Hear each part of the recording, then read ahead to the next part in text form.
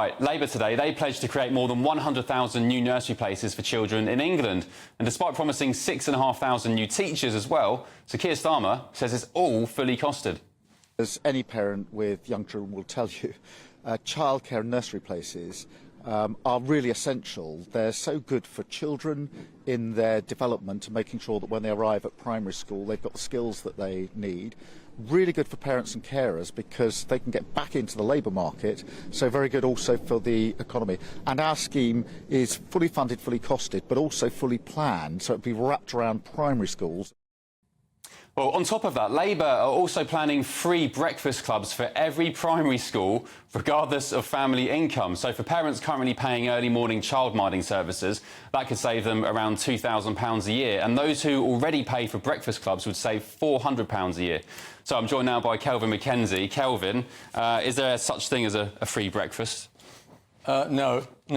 So this is fine if you don't pay income tax. Yeah. And by the way, because we have a system in our country where the benefits are so spectacular, housing benefit, food benefit, any child benefit, loads of people don't pay tax. Nearly 50% of the country doesn't pay tax. Who do they think is going to pay for these breakfast clubs? Well, where's that money coming from? We're told by Starmer that it's all fully costed.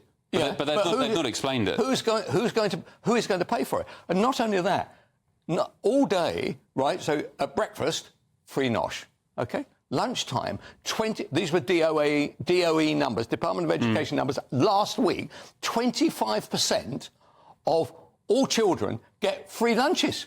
Why stop there? Why don't we have free teas as well? Why? What is the point of giving these? They're not free. Somebody has to pay for it. And I tell you who's going to pay for it. Anybody who is actually paying tax. And this is what's happening to our nation. Loads of people have worked out, if I don't go to work, I get benefits. All my kids get fed. I don't have to do anything. Kelvin, Sir Keir Starmer and Labour, they'd say this idea will boost child attendance, kids won't be hungry. I mean, do you not... OK. The question is, do you want kids to go hungry at school? Actually, let's put it another way. Let's just take your argument there.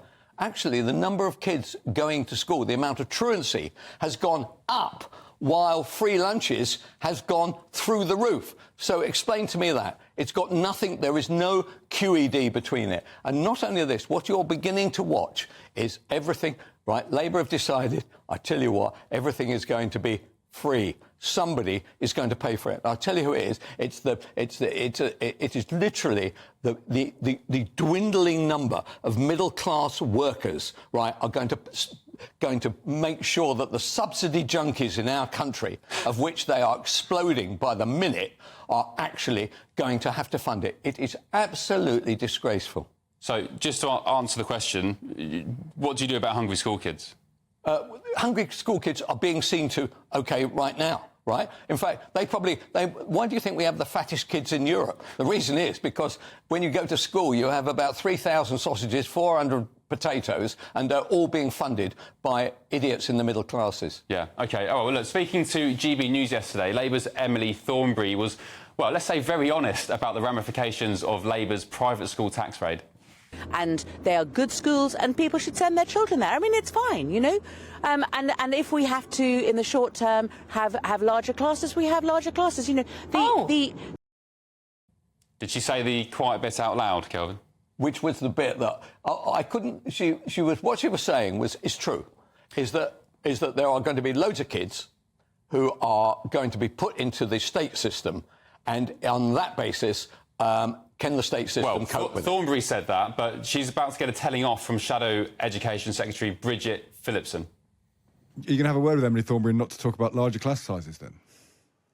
Well, happy to do so, because that isn't the position that we see at the moment. Right, so who's telling the truth? Bridget or Emily? Emily Thornberry says, yes, they're going to chuck them into state schools. Yeah.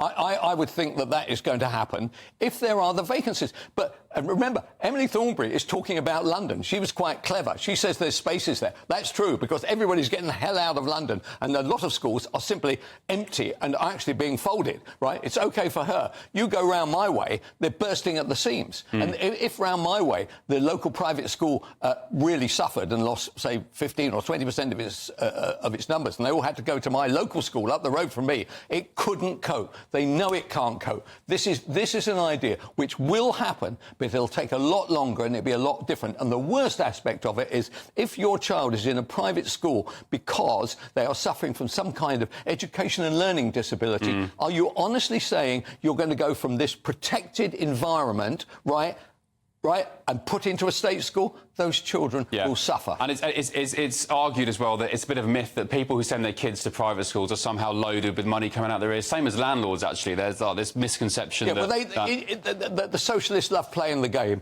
Everybody who's got a kid at a private school must be stinking rich, and everybody who has a private rented property is obviously a nasty, horrible Let me run through this last story with you very briefly. Look at this headline from the Daily Telegraph. White men have least chance of getting on BBC trainee scheme, apparently, since 2022. An average of 22.5% of applicants were classed as coming from minority ethnic backgrounds, but made up 41% of participants on the scheme.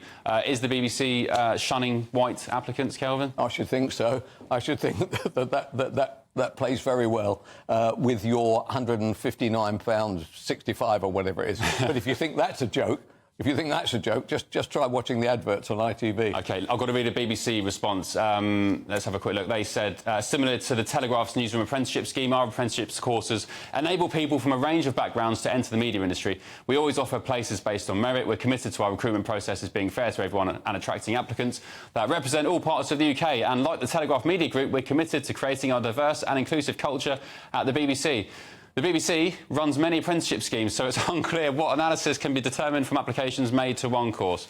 All right, well, it's kind of not surprising. By the way, why do you have to run all that, by the way? I mean, the BBC would never run, and GBNews said... Well, because, Kelvin, all eyes are on GB like no other broadcaster. Honestly, I wouldn't bother. Also today, there was a job application from the advert from the Football Association going around. Again, same sort of thing. No whites, please. Just BAME applicants, you know. Shocking.